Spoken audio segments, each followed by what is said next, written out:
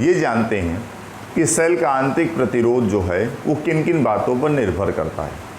आंतरिक प्रतिरोध की हम लोग परिभाषा जान चुके हैं कि किसी सेल की प्लेटों के बीच भरा विद्युत अपघट विलयन, ये जो करंट फ्लो में रुकावट उत्पन्न करेगा, जो धारा के मार्ग में अवरोध उत्पन्न करेगा, उसे हम सेल का आंतरिक प्रतिरोध कहते हैं। प्रायः हम लोग इस आंतरिक प्रतिरोध को स्मॉल r से डिनोट करते हैं। आंतरिक प्रतिरोध को कैसे बनाते हैं? पहली बात, सेल बनाने का जो सिंबल है, एक बड़ी लाइन और एक छोटी लाइन, बड़ी लाइन प्लस, छोटी लाइन माइनस। वैसे सेल में जो इलेक्ट्रोड लेते हैं, एक बड़ा होता है एक छोटा होता है। ये जिंक की प्लेट होती है, कार्बन का होता है, मतलब चीनी मिट्टी का होता है, इसमें कार्बन वगैरह भरा होता है। तो ये छोटी लाइन और ये बड़ी लाइन, माने ये छोटी रॉड और ये बड़ी और मोटी रॉड होती है। तो एक प्लस और एक माइनस, आप दोनों यदि बराबर बनाते हो तो एक कैपेसिटर माने संधारित्र को शो करता है। संधारित्र में भी आप जानते हो एक प्लेट पर धनावेश होता है, दूसरे पर होता है ऋणावेश होता है। तो आंतरिक प्रतिरोध को हमेशा सेल के ठीक बगल में स्मॉल r से डिनोट करते हैं, छोटा सा एक प्रतिरोध बना देते हैं। वैसे इसकी वैल्यू बहुत कम होती है, 0.5 ओम, 1 ओम, 2 ओम, बहुत ज़्यादा कहीं होगा तो 5 ओम फिर भी बहुत होता है। ठीक, अब वो ये इस बात पर भी डिपेंड करता है कि आप जब जल में विलयन घोलते हो तो कितना घोलते हो। यदि आप ज़्यादा विलयन घोल देते हैं, मान लिया कि आप सोचेंगे हम ज़्यादा विलयन घोलेंगे ज़्यादा धारा बहेगी, ऐसा नहीं। विलयन जितना ज़्यादा आप घोलोगे गाढ़ा हो जाएगा, उसका आंतरिक प्रतिरोध और ज़्यादा हो जाएगा, और आंतरिक प्रतिरोध ज़्यादा हो जाएगा तो धारा स्वाभाविक है कि धारा पहले से कम हो जाएगी। तो ज़्यादा विलयन घोलने का कोई औचित्य नहीं बनता है। आप तो किसी परिपथ में सेल के बगल में हम आंतरिक प्रतिरोध लगाते हैं और ये बाह्य प्रतिरोध है कैपिटल R। इस तरह से करंट फ्लो होता है। कहीं के न्यूमेरिकल्स वगैरह में हम लोग ये देखते हैं कि सेल के बगल में स्मॉल r नहीं लगा होता, लेकिन डॉटेड लाइन से बॉक्स बंद होता है। तो जब कभी डॉटेड लाइन से बॉक्स बंद हो तो ये समझ जाना कि इसके भीतर इसका आंतरिक प्रतिरोध है। और ज़रूरी नहीं कि हर सवाल में क्वेश्चन आंतरिक प्रतिरोध को कंसीडर करें। कहीं कहीं मान लेता है कि सेल का आंतरिक प्रतिरोध नगण्य है, तो आप इसको नगण्य ले सकते हैं, है कि नहीं।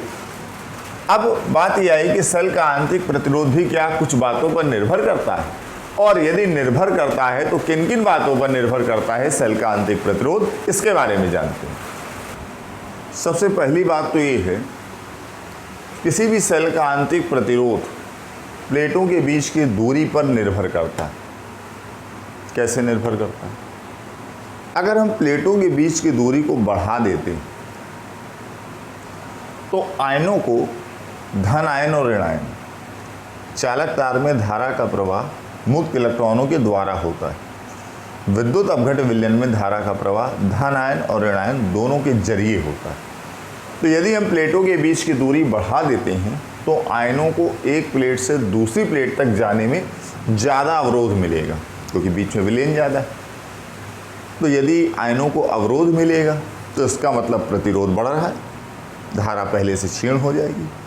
तो इसका मतलब सेल का आंतरिक प्रतिरोध प्लेटों के बीच की दूरी के समानुपाती होता है, R proportional to D, D distance है। दूसरी बात, सेल का आंतरिक प्रतिरोध इन प्लेटों के क्षेत्रफल के व्युत्क्रमानुपाती होता है। इस बात को समझते हैं, प्लेटों का क्षेत्रफल सरफेस एरिया जितना ज़्यादा होगा, जितनी बड़ी या मोटी प्लेटें होंगी तो उतने ज़्यादा नंबर ऑफ धन आयन और ऋण आयन एक प्लेट से दूसरी प्लेट में जाएंगे। भाई ज़्यादा एरिया होगा तो ज़्यादा आयन आएंगे उस पर। जब ज़्यादा आयन आएंगे तो धारा बढ़ेगी, और धारा यदि ज़्यादा बह रही है तो यही बात तो कही जाएगी कि प्रतिरोध का मान घट गया। धारा घटने का मतलब प्रतिरोध बढ़ गया, और धारा यदि बढ़ रही है तो उसका ये मतलब है कि प्रतिरोध का मान घट गया, है कि नहीं। तीसरी बात, सेल का आंतरिक प्रतिरोध विलयन की सांद्रता पर भी निर्भर करता है। किस प्रकार से निर्भर करता है? जितना ज़्यादा गाढ़ा विलयन होगा, गाढ़े का मतलब सांद्र, कंसंट्रेट, जितना ज़्यादा ये गाढ़ा सॉल्यूशन होगा, जितनी ज़्यादा इसकी सांद्रता होगी आयनों को एक प्लेट से दूसरे प्लेट तक जाने में, उतना ही अवरोध होगा। गाढ़े विलयन में आयन स्वतंत्रता से ज़्यादा नहीं चल सकते, जबकि पतले में बहुत बढ़िया तरह से चलते। तो विलयन जितना ज़्यादा गाढ़ा होगा, सांद्रता जितनी ज़्यादा होगी, आयनों को एक प्लेट से दूसरे प्लेट में जाने में उतना ही अवरोध मिलेगा, तो आंतरिक प्रतिरोध बढ़ जाएगा। अर्थात सांद्रता बढ़ाने से आंतरिक प्रतिरोध का मान बढ़ जाता है।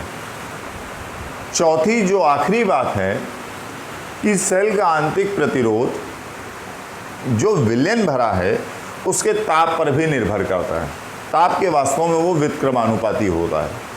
कैसे ताप पर डिपेंड करता है?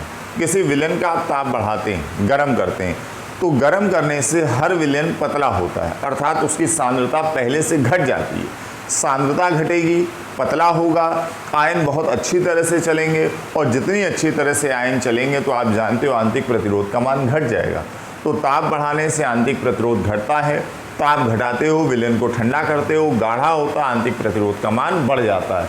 तो कुल मिलाकर के किसी सेल का आंतरिक प्रतिरोध 4 बातों पर निर्भर करता है।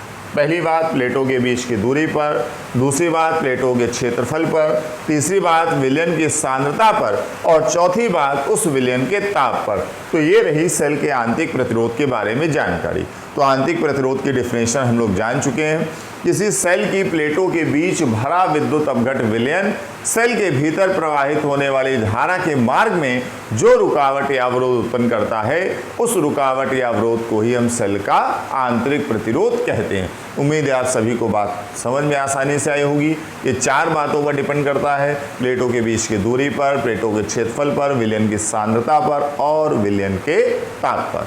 तो ये आंतरिक प्रतिरोध के बारे में जानकारी थी।